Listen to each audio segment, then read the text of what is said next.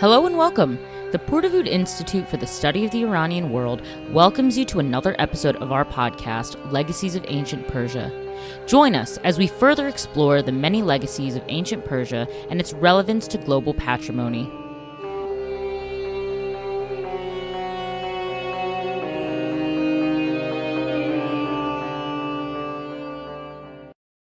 Hello, everyone, and welcome to another episode of Legacies of Ancient Persia. This week, our guest is Dr. MacDonald, an ancient historian and archaeologist at Cardiff University. In this episode, we discuss the often overlooked technological advancements of the Carthaginians and the importance of understanding their narrative beyond the Roman perspective, her work on the Sasanian Empire and the significance of borderlands, and how local identities evolved in response to the shifting powers of the time, and the role of monumental structures and the impact of monumental architecture on historical narratives. We hope you enjoyed this episode, and if you like what you hear, please give our show a 5-star rating and review us on Apple or Spotify. Excellent. Well, the first thing I want to do is thank you for joining me this early morning for me, afternoon for you. And I want to start us off with what I hope will be a pretty easy question. And that is, how did you get into your field? Hi, Lexi. Thanks very much for inviting me to come and chat. So, yeah, it's a good story, actually, I think, because it began in not that long ago, time-wise, because I didn't come into Iranian, Sasanian things from the very beginning. I started more traditionally, but I was working at the University of Edinburgh. And one of my colleagues there, who's quite well known, Eberhard Sauer, he and I were teaching a course together, and it was on Roman archaeology. And he just said to me, "Oh, I'm going to Iran to work. Do you want to come?" And I was like, "Of course." I mean, yes, immediately jumped at the chance, leapt at it, and went, "Yeah, who wouldn't?" And so I traveled one early August overnight, flew to Tehran, and then drove 8.5 hours across the mountains to Gonbadi Kavus, which is in Golestan province of Iran, and joined this excavation that was ongoing on the wall of the Great Wall of Gorgan, as it's called, or the Great Defensive Wall that was built in the 6th century or 5th century by the Sasanians.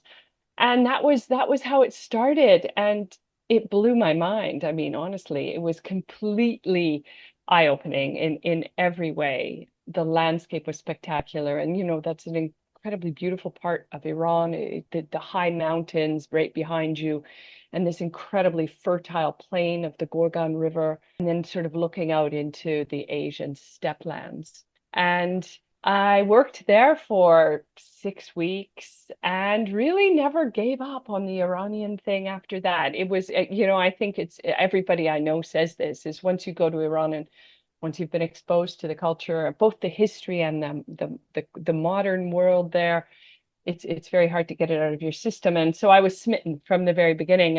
And since then I've sort of gradually, bit by bit, changed what I do now to do far more work on Sasanian archaeology and history. And so that's how it happened. It was in the field, which usually does with me happen. It's always the lay of the land that captures my imagination. That's so wonderful, and what a fantastic opportunity to just be offered a chance to go. But just for all the listeners, then, just to understand sort of where you started, where you came from, what did you do before coming to the Sasanian material?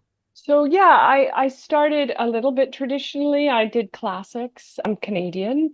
The accent is pretty telling, but I did classics in Canada at the University of Alberta as an undergraduate degree. But I did a lot of archaeology in that degree, and then I went to UCL, to the Institute of Archaeology here in London at University College London, and I did archaeology there, and I did Roman archaeology to start with, but I was really interested, and I have always been interested in sort of the other side of the Romans. I'm not necessarily somebody who wanted to do traditional Roman imperial archaeology or Roman anything really. And so I worked in North Africa, and I've worked on the Carthaginians, and I sort of think of myself as somebody who really enjoys looking at the ideas of anyone who fought the Romans. And I kind of explain that a little bit as my Canadian background. When you're a Canadian, I explain it to people as it's an old British colony, obviously. So it has this, I'm a colonial at one level, and that power has always been coming from the outside. But then we're also right next door to the United States, which is this amazingly huge power in the current day. So I sort of always was really interested in looking at the other side, the more grand narrative. And then there's certainly no bigger narrative than the Romans. So yeah, I think that's how I got interested in doing Carthaginian things, but also how that made me interested also in transferring into the Sasanian world as well. I mean, that's fascinating. I admit I didn't get the chance to learn a ton about Carthage. They kind of mention it, in your standard Roman history course where they say, and then there's the wars with Carthage, and we have Hannibal, and we have all these things. And then they kind of move us along, which is a bit sad because I wish they pay more than just lip service, but I suppose it's a very general class. So if you want a specialized sort of class in that part of history, I suppose you might have to take one. Yeah, I mean, Carthage, it's North Africa. It's kind of away from the Roman Peninsula, the Italian Peninsula. So, what was it initially about Carthage that drew you? Was it I mean, the just the fact that it was kind of away? Was it, I mean, let's be honest, some people hear about Hannibal and the elephants and go, yes, that. How do I do that? Exactly. No, I think that's true. And I think there's a similarity. It could be a similar story to what I said about it just happened about, 10 years before I went to Iran was I went to work on an excavation in Carthage and fell in love. I think that really is for me so important. And I try to teach this to my students too, is understanding the landscape and really really engaging with this idea of what the lay of the land will only is the only real way to understand what's happening on the ground and what goes beyond the narrative in the historical sources and things like that. And that, yeah, that was very much the truth with Carthage. Is an incredible place to go and to visit and to see, but also there's that unknown aspect to it. And I think that's something really important, is that we know so little about the Carthaginians because they were erased from history. And so that's something I'm really fascinated by still. And I still am interested in that aspect of it, is this kind of important culture that is moved outside of the traditional historical narratives by successive wars or defeats and victories and things. So that's something I find really useful to think about. And somebody asked me in a job interview once about this. How do you do all these different things, or you have done all these different things? What is there any sense to it? And I was like, oh, I'm not sure, but I think I can piece it together for you. And I think it has just been about me. It has been for me following the archaeology, following the landscape. Yeah.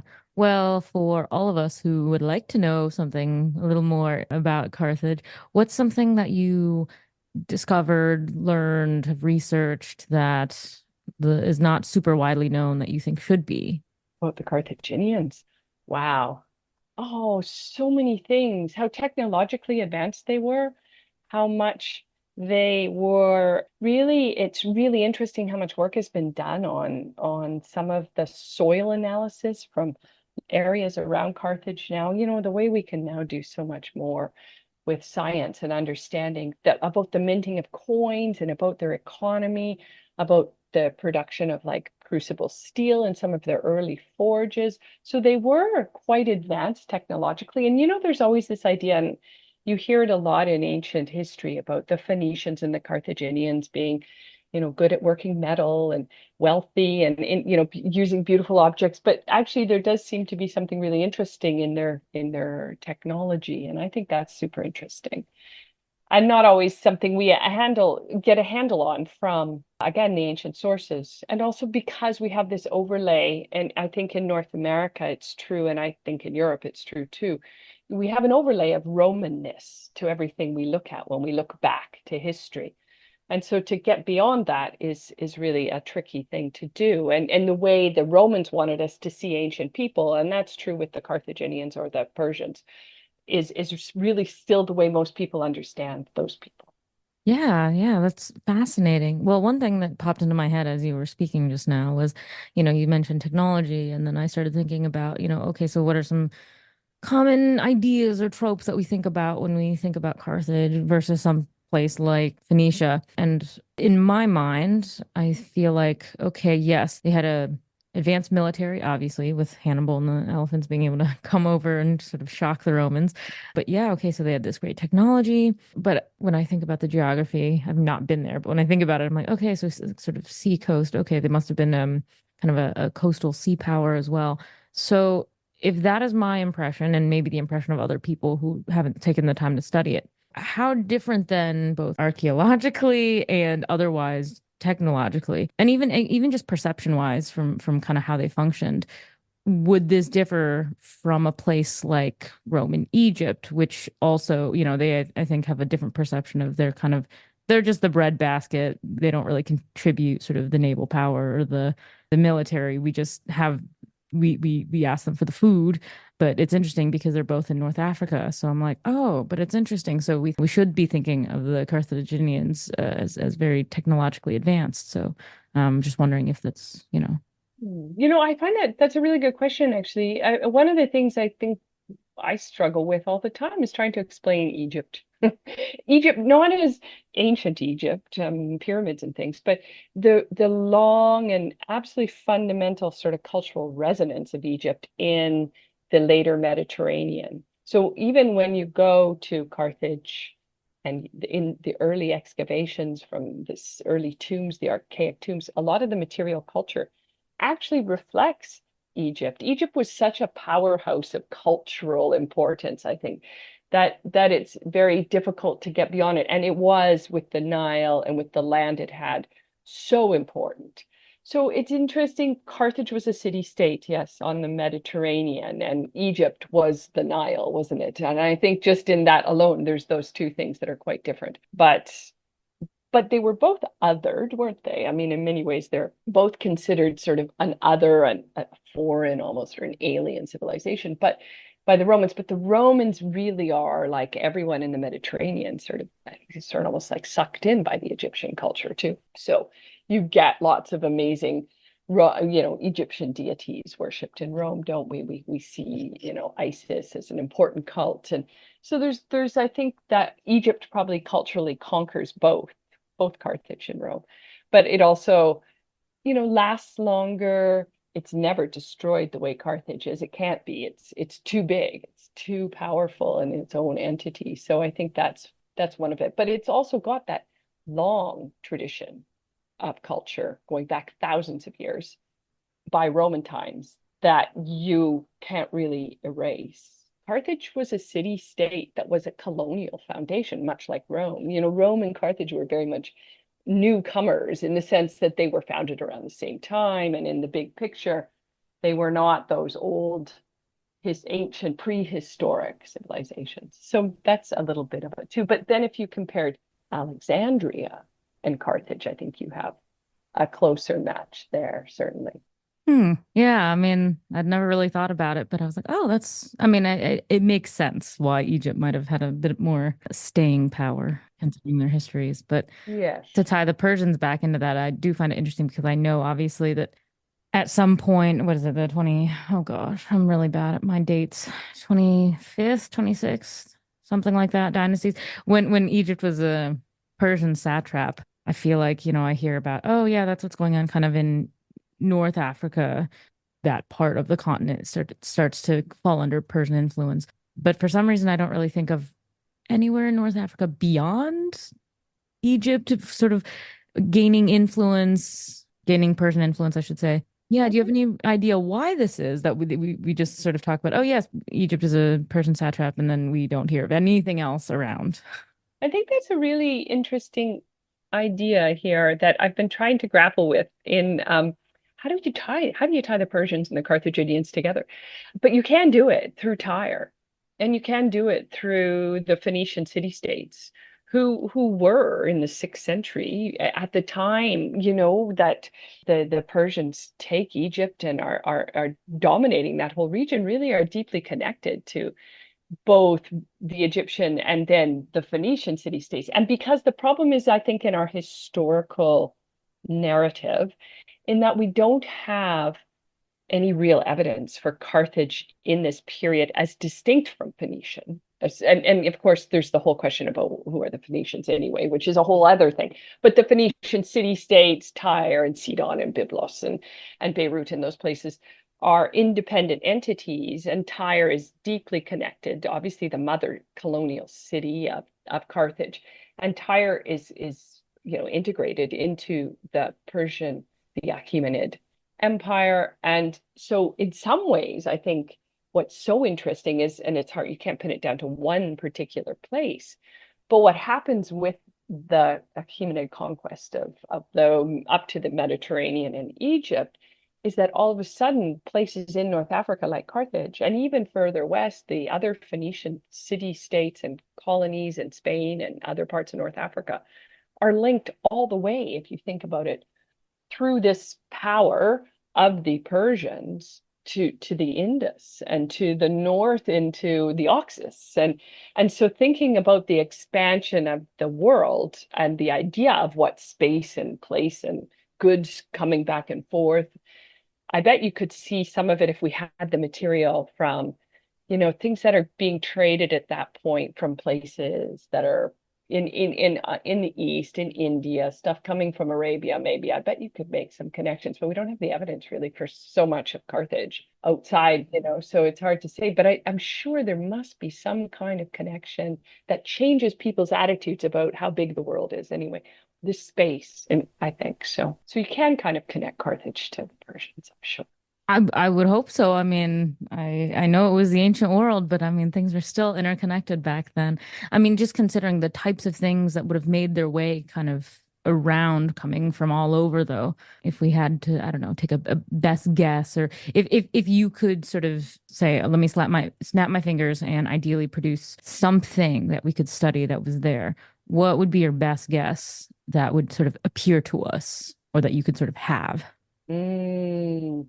I think that, the appearance of, I mean, the problem is, this is the problem. I mean, goods travel, of course, all over the ancient Mediterranean, the prehistoric Mediterranean, well before people do. And, is it the people or the goods who are traveling? So, but it'd be really interesting to think about the appearance of more like lapis and things that we know come from Afghanistan and that sort of thing in the Mediterranean tract amounts, try and quantify that somehow and see if you could track any kind of connection to bigger links or to 6th century extension of the ideas in the Mediterranean. It'd be really interesting to try and do that. I mean, I don't know how you would gather the samples together really anymore, but I wonder and because so much of it's already been excavated, especially the stuff that comes from graves and then dispersed, and it's hard to put together. But that would be a really good study, I think, to look at that kind of material, presence of precious stones. Things like unguents and frankincense and stuff don't really last, so we can't really tell. But and then we're only dealing in the vessels that are used to transport them, so I think that becomes more complicated. But yeah, might be one way of doing it. Well, we can hope, right, against all odds that something will turn up and someone will be able to seize on the project and see what they can learn. Network analysis on a like a really big scale. That's what it would be. That would be really cool. That'd be really cool. I would definitely be excited if that were to become a thing. But in the meantime, then, okay, I want to maybe stick with the Persians now. I mean, I would love to sit and talk more about Carthage, but this is a podcast mostly about Persia, so I will move us along. So, okay, we know you do Sasanian stuff. That's a very long period of history. So, can you tell our listeners what sort of time period within the very long period of Sasanian history you mostly are working on? So, well, yeah, it's sort of a big mix of things at the moment because I'm writing a book right now and on the Sasanian Empire, I sort of history of the Sasanian Empire, a little bit, and it's the whole thing from early days with Ardashir all the way to the end, to the 7th century, trying to kind of do it episodically around the different rulers or different individuals, different events, and then tying in some of the material culture that I think is important and interesting to kind of that shows really one aspect of the Sasanians or a regional aspect of it. And it's kind of like a trip through Sasanian history and then the different areas. Because another place where I've worked with the Sasanians is in the Dariali Gorge in Georgia. So that's the very north of the Caucasus and on the border between Russia and Georgia, where there is a fort that was built by the Sasanians that we know that the Sasanians, when they were engaging with incursions of the so-called Hephthalite Huns, were built a lot of frontiers, and the wall that we worked on in the east of Iran is connected to that, but there's also this one pass or many passes through the Caucasus that they were working very hard to try and control and contain. So time frame wise, the work that I've done archaeologically almost all relates to the period of the 5th and the 6th century into the 7th century, so the latter half. And you can really, I think, divide society. I mean, it's not me who thinks that. People who are even more experts than I am certainly have set this out this very clearly, that it's with the rule of Kavad and then Khosrow I in the 5th and into the 6th century that you get a change really in the structure of the Sasanians. So you have an early part started by the early dynasty by Ardashir and Shapur that lasts until with the death of the king Peroz fighting the Hephthalite Huns in the 480s. And then basically by the time that sort of things get put back together after this trauma to the state, you have a different empire, a different power that comes out the other side. And there's lots of things to discuss about whether or not we should even call the Sasanians an empire.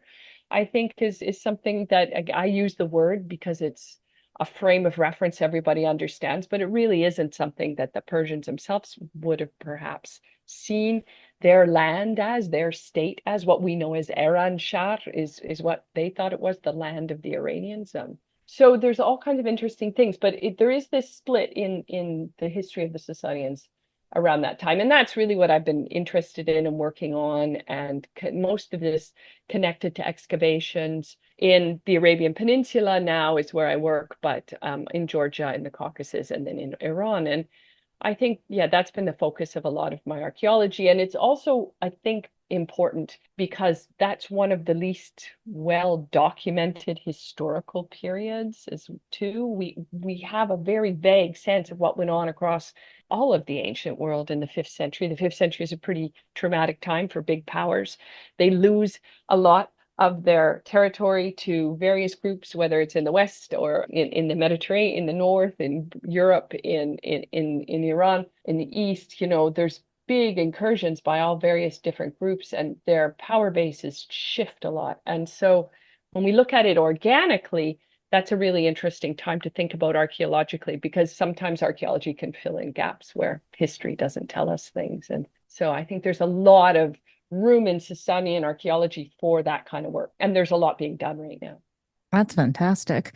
I will say that through the podcast and sort of other related projects, I've been able to sort of piece together a much better idea of the different timelines, depending on sort of which large Iranian dynasty, empire, whatever word we'd like to plug in there, operates. Because I will say that I, by training, I suppose, am a classicist, and I focused on the 5th century BCE. So I'm like, oh, a lot earlier in time than the Sasanians, unfortunately. So, and I was not given the chance to sort of go further in history, and especially on the Iranian side. So I'm trying to just think back now and say, okay, so during the Sasanian sort of period, they had complicated interactions with Rome. I do remember. So things were always going on. But since you talked about sort of doing work on sort of modern borders, Georgia, Caucasus, where all these sort of things converge, you know, would it be fair to say that you're kind of looking more at like borderland stuff, or was it not so split back then? So it would have just been kind of one general area? Yes, definitely. I mean, these are all, you know, I think it was all part of a big project that was funded by the European Research Council that Eberhard Sauer and Dan Lawrence and the late Tony Wilkinson at Durham had funding for this amazing project called Persia and Its Neighbors. And that's what it was really about. So it wasn't necessarily on frontiers, and it was on this idea of borderlands. It was on the idea of the connection and connectivity between the fringes of and the edges of power, and the way that affects and impacts the structure of the imperial space, but also, how did people in these places react to these powers?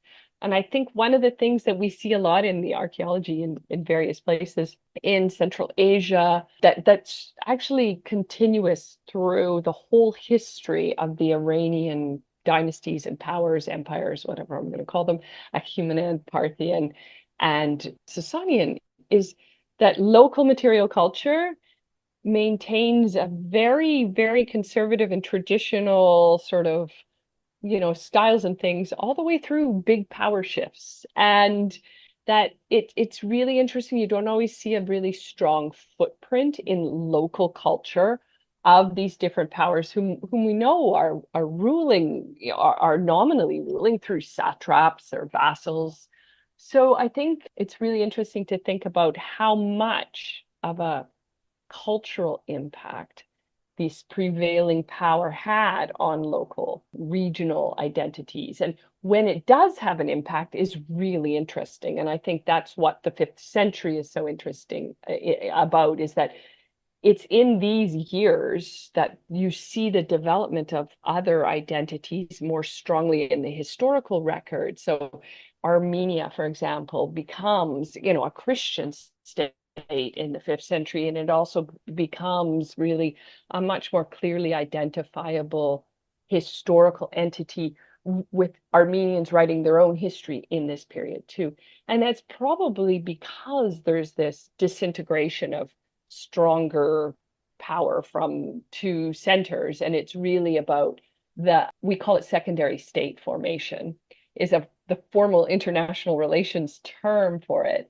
And it's the way in which, bigger powers interact, and they may be fighting wars, the Romans and the Sasanians, or, engaging, but it has a knock-on effect of creating local identities and articulating local identities more strongly. And I mean, obviously in Arabia, this is the strongest example of it, but that we can think of in this period from the 5th to 6th and into the 7th century.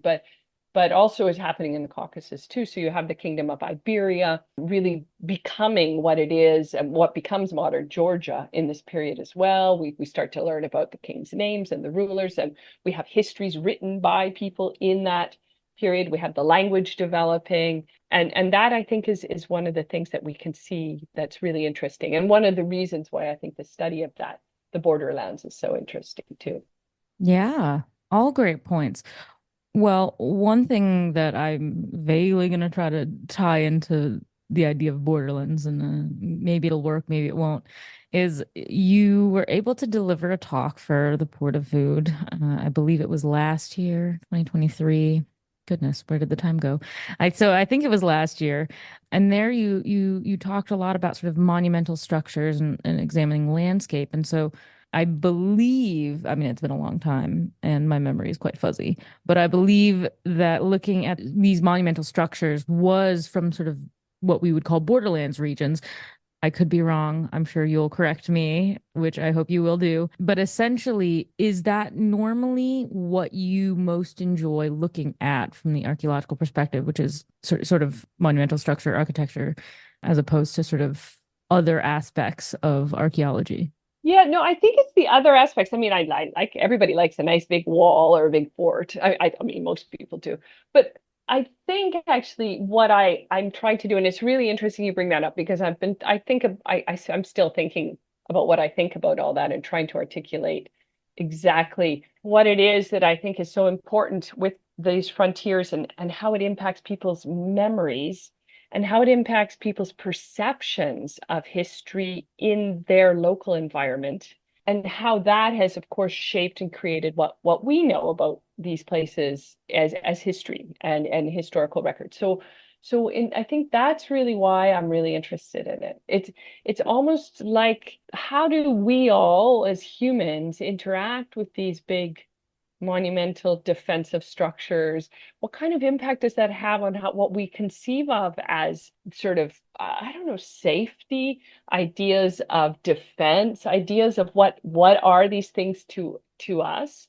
And I don't know if it's really clear in my mind, but I think that you can read in some of the memory in the epic, and I talk about the Shahnameh a lot when I talk about this, but I think other things too, is this idea of the way structure and power creates memory of or historical memory. And I think that's so important when we are dealing with people who are not, or we don't have the record of them in their own words. And certainly with the Sasanian Empire, we don't have a lot of their own history. We have history that we have some inscriptions, we have some texts and things like that. And more some really cool stuff appears, and things are being discovered like all the time, which is amazing. In Middle Persian, it just blows me away. You're getting people uncovering Middle Persian documents in caves and things like that, which always are incredible. But a lot of the Sasanian history comes from other people's perspectives. We know this. I mean, it's really, the story is written from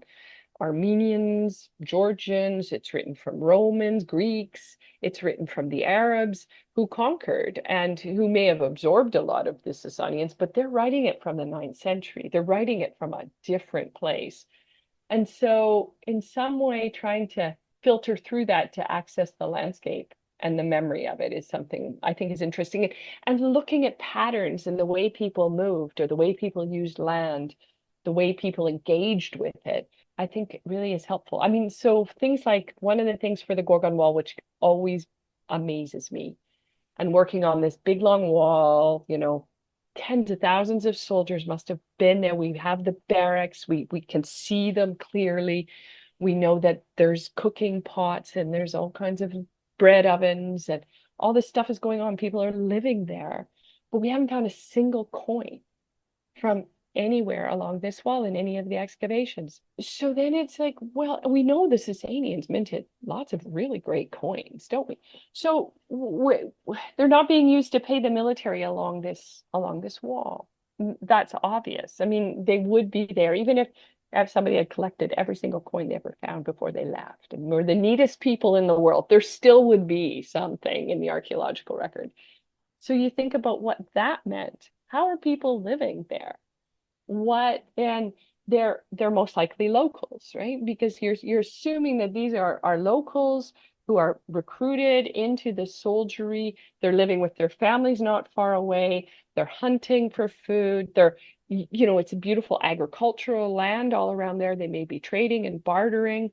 There's perhaps other kinds of metalworking going on, all kinds of stuff, but there's no minting of coins. So that's really interesting about what kind of landscape that reflects and what are the people there doing. So we think about this big defensive wall, but is it just really part of this big integrated population? It becomes part of who the people are in that region almost. So I think that's something I try to think about when I'm thinking about the archaeology. We work in Oman and are just writing up an excavation that we did at Fulej, which is a Sasanian period fort in the Arabian Peninsula facing the Indian Ocean, about 15 kilometers inland. And again, we have very little history to go along with this little fort, and nor do we have the other little forts, but there must have been some other forts. So I think that's another thing we've got lots of work to do around trying to figure out how to access and get landscape ideas about the other larger, connected zones in the Arabian Peninsula. But it's a really fascinating little place that has great evidence of before the fort was built, some people who used a lot of Sasanian material culture were living there, or they were there for a little bit, couple of inches of deposit. And they, there's glass vessels. So they were obviously drinking some wine, things were nice. And then they build the fort. And it's not so fun anymore. There's not as much of the nice material culture. It's a much less sort of, it's not civilian, but you really get a change when the fort itself is built. And then it's occupied when the Sasanians, when the Persians are kicked out of Oman. And then you have another occupation there, which seems to be an early Islamic occupation as well. So you have these different groups, very clearly defined in the archaeological record, all on the same spot and all kind of engaging with it quite differently. So it's quite fascinating to think about them and who they were, you know. Yeah, that sparks so many questions, so many other things. I mean, one thing I really wanted to seize on, especially after you mentioned this beautiful wall, is that many other ancient cultures built walls of their own. I'm thinking of, we have Hadrian's Wall, we have the Antonine Wall a bit later, we have the Great Wall in China, we have all these different walls. And one thing that popped into my mind as you were speaking was, okay, I find it fascinating that there was not a coin to be found in the vicinity. And sort of this makes me want to do a comparison with something like Hadrian's Wall, which I've come to be able to learn a little bit more about in the last couple weeks. And I think our perception of that from, popular film and media stuff is like, oh, well, it's supposed to be the wall that kind of cuts off the North Caledonia from the rest of Roman Britain. But historically, it didn't work like that. I mean, it wasn't just sort of like the Great Wall of China where you kind of done, don't pass this. I mean, people were going back and forth, and it's not like it's empty wasteland. They were trading and doing stuff. And so this idea of, they had the wall, obviously, but if we can't sort of tie anything to it, is there any evidence for, or maybe has the idea come up that like this wall was meant to be sort of like, yes, it's functional because it's a wall, but like almost decorative in terms of like you would just kind of traverse it but not really do anything there or not use it as an actual fortification. So I guess this is kind of balancing decoration and utility, I guess. For instance, like did the Sasanians put sort of decorative art on their wall? So yeah, it was definitely meant to be looked at as a pretty thing that you would sort of traverse on your way. Yeah, that's a good question. Again, I mean, and this has been thought about by a lot of people about these walls. You know, are they defensive? Are they offensive? Are you occupying a landscape? Are you really defending? I mean, the narrative from Hadrian's Wall is so interesting because I think that is part of the issue is that's something we know develops after, well after, with this whole development of England and Scotland as two different countries, is when you get that idea that this was to separate the two, and it is from much later. So yeah, at the time, of course, we know that wasn't necessarily its role at all. It was there as a symbol, would you agree, of power. It was, because you have to be very powerful to do that, especially in whether it's in the second century AD in Britain or in the fifth, sixth century in Golistan. You have to be really powerful and you have to have a fair bit of infrastructural capability, don't you, to organize people to build something like this and to build it uniformly. So I think that at one sense, because this is a very vulnerable bit of land for the Sasanians that was lost to the Hephthalites in the late 5th century and is, the regained eventually parts of it, and then they still lose a lot of territory further to the east that they had once controlled, the Sasanians. So at one level, there's a statement of ownership, at least, I think, over the landscape that's important to think about. But of course, it wasn't a blocker. I mean, it would have been, it was defensive. There were big towers and there was a big ditch along the wall. And they were certainly, when they built it, they set it up to be something that would protect or control the landscape. And Touraj Durai has talked about this idea of this part of the world as being such an important agricultural, productive area for the Iranian world and how rich it really is. It's such a rich landscape and it's just beautiful. There's wheat fields and you've got rice paddies and fruit orchards. I mean, you grow so much food there. So in a way, it's idea of protecting this really important resource for the state at one level, but also the people who lived there were always a bit fringe too. And so it's also a bit of controlling them, perhaps, as well. Yeah, it's a really interesting idea about what these places actually meant. And I think one of the really important things is they didn't mean the same thing the whole time. They changed, right? When something is constructed and the intent of construction may be so different 20, 30, even 50 years later, much less 100 years later. So I think that's really a key part of it too. Nothing was static. There was an evolution almost of the way that in which the space was being used by people. So I still don't know why there weren't any coins, but none of that answers that problem. But I know that we can't think of them as some sort of static barrier for sure. That's so true. Yeah, I've just been fascinated by the idea of walls generally throughout history. But it's interesting because this idea that you brought up about, what was going on with this wall just it sparked a memory when I was in graduate school. I did a modern political science program, but one of the things we were talking about was, do border walls work and this, that, and the other thing. And I said, well, I don't want to write from just the modern perspective. I'd like to look in the past and see, does the ancient world have any sort of answers that could help us determine whether that would apply to today? And so I did have to do some digging and find sort of a lot of different examples of ancient walls and kind of what happened, what they were used for. And it was just a very interesting process. And what did you come up? Now we all want to know. What did you come up with?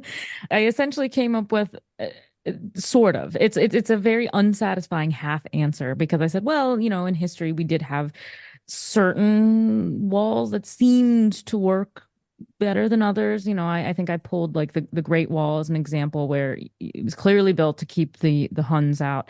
And I said, well, it worked for a while. And then they just found a way to sort of come over it anyway.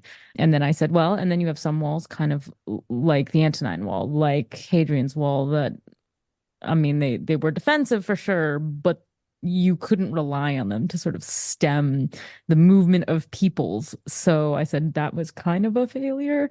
I think I said something very quippy about how the portrayal of these walls in media did a much better job than anything we have in real history. Yeah, well, yeah, and don't you think it's something else? I think it's really interesting about the way the way states function and how they focus on what they perceive of as their great threats. I mean, this with the Sasanians, it's just amazing. I mean, they spend all this time and energy and effort building infrastructural, frontier and defensive infrastructure on their northern frontier all the way around. I mean, up the side of the Caspian with the Gilgil-Chai and Derbent walls, in the Dariali Gorge, the Gorgam Wall, all these areas are the investment's enormous. The amount they must have spent, just the financial, the fiscal impact of it's enormous. Yeah, and then they get wiped out from the south. So I just think I always think, it's like, well, there you go.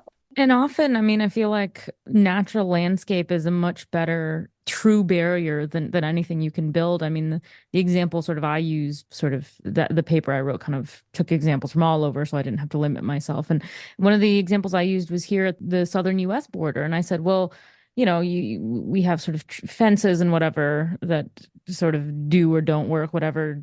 But, I said, well, we have like rivers and lakes and valleys and hills and things that you can't go over or under, you have to go around it. And so I kind of made this comparison and I said, well, depending on where you were in the ancient world, you might have a geological barrier or something that would really come into play a lot more. So it's interesting to see, okay, so then where do humans build their own things that sort of kind of add on to a natural border, and where do we not? So I think again, my example was like, well, Hadrian's Wall, when you go to sort of if you go to the remnants, I mean it's the UK, so it's kind of flat and hilly at places. But I was like, yeah, there's no mountains or vast lakes that will sort of help out that wall. It's just a ring of defensive bricks, and you're like, oh, well, that didn't really too much. So it's fascinating. I love the issue of walls. What are they for? What do they do? Is it mostly a human thing that we need to put in our heads? I think there's something I think you brought something up really important, is this kind of idea of what the natural space of control is, where natural boundaries lie, is so interesting to think about it that way. I mean, the North Caucasus are an obvious obvious boundary. I mean, they're amazing. The mountains, they're so high. And, they're 5,000 meters, some of these mountains. It's enormous. And I mean, I grew up in Alberta in the Rockies, and from California, there's some high mountains in the Rockies and things, but well, they're not quite the Rockies there, aren't they? But you know what I mean. And yeah, these are high mountains and that are very, very difficult to pass. And I also think when you think about the space of the what they thought of as the land of the Iranians, of Iran Chad, or of the even the Achaemenid Empire, where the boundaries sit, were always around natural boundaries, weren't they? I mean, rivers, mountains. It usually they encompass these natural spaces almost organically, you would assume. I mean, you take one state over, and that state is based on an organic geographical space. Yeah, I mean, it's so fascinating. And then I admit I have not looked at sort of evidence for the human footprint when they sort of build things or settle or live or operate next to these sort of natural places. But I kind of wish that I'd gone back. Maybe I'll find this paper and go back and add on to it now. But it'd be really interesting to see, how different does the sort of human settlement next to wherever it is that you want to build sort of a fortification look? Because what does that say about what they were thinking? I bet that would be really interesting to go back to, actually. It would. And then, are they sitting in remote landscapes in the high mountains? Are they in agricultural lands? I mean, the Gorgon Wall's weird because it's in a plain and it is sort of in protecting agricultural land, but are there many examples of this kind of thing? Yeah, that's a good project. I think you should do that. That would be really fun. Okay, well, maybe something for me to do. Okay, well, I could ask you more questions, and I really would love to, but I am also not trying to keep you here for another 5 hours. So what I will do instead is I've mentioned, now we've had this great discussion about the walls and these sort of fortifications and stuff. And I know I did mention sort of Hollywood representations of walls being much better than what we have true evidence for. So thinking about this but also just generally about kind of the Sasanian Empire, the times, the locations. Don't really have a lot of popular media that showcase the Persians, not at least beyond the sort of 300s. So if there could be some fun, media adaptation of some kind, what do you think would be most fun to showcase about sort of Sasanian Persia or someplace on the borderlands that shows two cultures that we just haven't seen? Wow, what a great question. Wouldn't that be fun? I don't even know. I mean, there's so many different interesting stories to tell, aren't there? I think that there are some really fascinating stories that to access in that central Azoristan, Mesopotamia part of the world. Somehow, if somebody could capture what life was like in some of the cities in this part of the world, it would make an amazing story. And I don't know how you'd have to follow sort of one like, specific daughter of a Jewish rabbi, it's somewhere in Tisafon, or, do something like that and just have like, that culture living next door and integrated with the Zoroastrians, with the Mandeans, with every different religious group and stuff. And I think that to me is the way in a really interesting urban environment and is one of the ways that you could do it. And I think for me, just speaking of historical representations or media representations of these things, one of the reasons I really liked Game of Thrones and stuff, I found it super interesting because of the way that not just because of the wall in the north and stuff, which is the obvious one, but the city life and the urban life and the kind of ideas of the different cultures that existed in different geological locations. So, going back to this idea of merchant towns or coming up with, living in the high mountains and stuff. So I think somewhere in the southern Persian Gulf, there's a great story to tell about a seaport town with ships coming and going and people living there. And you could do a whole really great story around it. Now, which one? Charax is really interesting. That's a really great one. But yeah, there's a lot. Or like, is it what there's in Bahrain? There's the really great island site. There's a couple of great island sites in the Gulf that might be great. But yeah, I don't know. There's too many good ones. But I'd want it to be something that showcases a lot of the things that we do have access about the period in which the Sasanians ruled, which is a huge amount of information about people, about their religious beliefs and about men and women and about what they thought about things. Now, they're coming not necessarily from the traditional Sasanian dynastic perspective, but that's okay. I mean, if I live in the UK, I'm not sure that the ruling royal family here really represents most people's views, right? So you can imagine it was a bit like that in parts of the Sasanian world. So you could really get into some good stories that way. Yeah, well, I think I say all the time that HBO's Rome series from several Yes. years back is the kind of ideal blueprint. I mean, yes, they kind of set it in a time where you see Cleopatra, Mark Antony, all these very famous figures, but it wasn't specifically about them. So you don't need to do that. So I always say, you're right. You could set something in a port town, take two characters who are not real people, and then for some reason you could, put in, oh, and the Persian king came here. And if you want to, introduce, you could. But that's a good blueprint.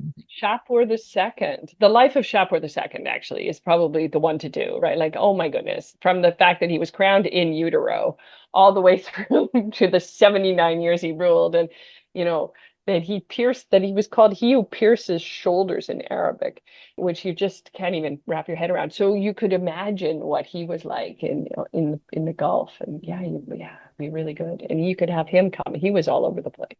Yeah, exactly. So I think HBO Rome had the right idea. So somebody do a series on the Sasanians, please, please. HBO Ctesiphon.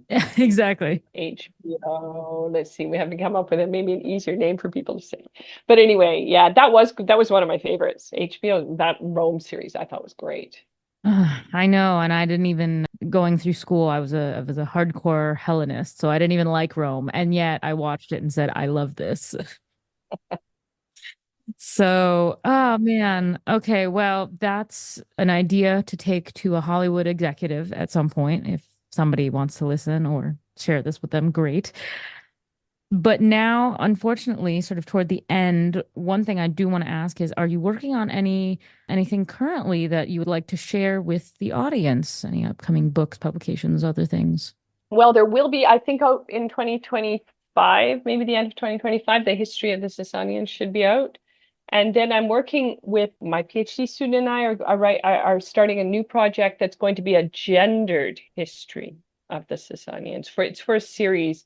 This is for a series with a publisher called Arc Humanities, and it's on women in power.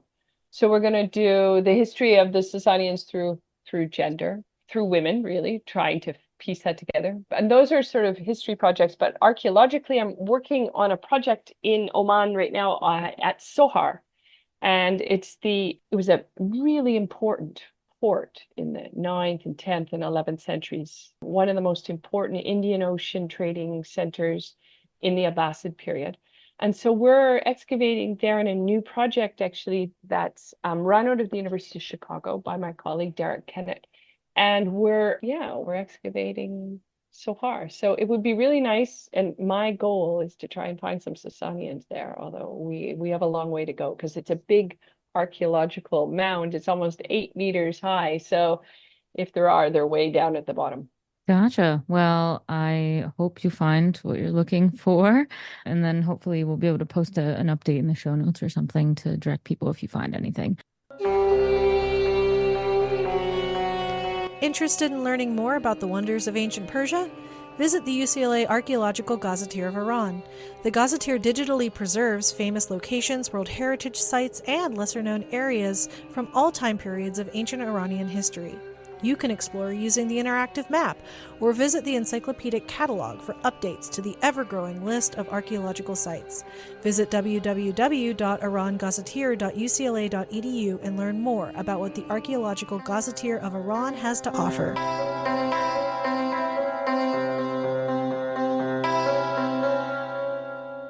So what I'm going to do now is at the end of each podcast episode, I have two final questions that I like to ask every guest. And the first of these two questions is, what, in your opinion, is the greatest legacy left to us from ancient Persia? That's such a good question. And I have to only pick one? That doesn't seem fair, Lexi. I mean, I can, there's five come to mind, but I think for me, it's the legends and the stories, the epics, actually, the oral histories, I think that is the one that to me just resonates so strongly. Is the way in which the history of the Persians is remembered through epic is one of the most fascinating legacies, and how accessible it is still today, and how many people across the world access it, this Persianate legends from Turkey all the way across Asia. And yeah, so for me, that's probably the one. But the philosophy, science, I mean, there's a lot of things that I think maybe I'm overlooking that might be more important, but that's the one that I think is the most captivating. Yeah, well, I know it's very unfair. Sometimes I've likened this question to trying to pick a favorite child, which you can't. Yeah. But it's meant to sort of just give us a window into which one you would pick if you had to. But we do recognize, don't worry, that yes, they have a lot of different contributions. So maybe the second one will be a little easier for you. And the second question is, what, in your opinion, do you think would be the best legacy that we ourselves as scholars can leave for future students of Iranian studies? That's a really good question as well. I think that we're really, certainly with the Sasanians, really at the beginning of almost putting together an idea of what it means to study the period. And there's so much incredible work being done right now on the language, the accessing the different languages that reflect Sasanian period and their history and culture. And I think that's the really, really important legacy that we're going to transfer forward, is that, in 20 years' time, not only do we have amazing incantation bowls from northern Mesopotamia being translated in all these different languages and scripts and things like that, but also we just have so much more material now that we can all access. So I think that's definitely the one legacy, but also this idea of a sort of, I hope what we're doing, what everybody is doing, is bringing the Persian history and the Persian ancient Persian world into the sort of broader picture of the ancient world. And so instead of being something on the fringe or something being othered, it's literally now at the geographical center of where it should be, which is, with India and China on one side and, Greece and Rome on the other. But in the middle there are the Persians. And I think that's important too, is sort of, as Khordadad Reza Khani would have said, reorienting the Sasanians a little bit so that we see them slightly differently. Yeah, always important. Well, I did kind of lie because there's one last question I'm going to ask, but it's really, really easy. And that is, where can people find you if they would like to contact you, on your publications, any of that good stuff? Yeah, I'm at Cardiff University, and my people page there has links to all my stuff. So that's a good place to find me. I'm also available on Instagram and X and those things. But yeah, any of that's fine. And then, yeah, those are the best places to look for me. Great. Well, I will do my best to link any and all available links that I can find. So if people would like to go follow you on the various socials and other things, they can, as well as your faculty page where they can see the things you've worked on. So, wow. With that, I mean, this has just flown by because I had so much to ask you about. So this has been such a pleasure, and I want to thank you again for joining me on the podcast. Lexi, thank you. That was fantastic. Really enjoyed it. Thanks.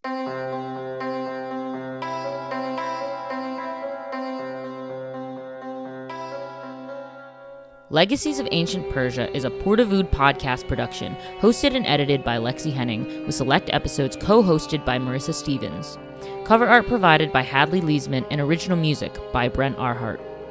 Established in 2017 as the premier research center for the study of ancient Iran, the mission of the Purdue Institute for the Study of the Iranian World is to engage in transformative research on all aspects of Iranian antiquity, including its reception in the medieval and modern periods, by expanding on the traditional domains of old Iranian studies and promoting cross-cultural and interdisciplinary scholarship. Thanks for listening to our show. It's available to stream on Apple, Spotify, or wherever you get your podcasts. Don't forget to follow us on social media at Purdue Institute and at Purdue UCLA, or visit our website, purdue.ucla.edu. If you enjoyed today's episode, please give us a 5-star rating and review us. For podcast inquiries or questions about the Purdue Institute, please email us at purduepodcastproduction@gmail.com. We'll see you next time as we continue our deep dive into the legacies of ancient Persia.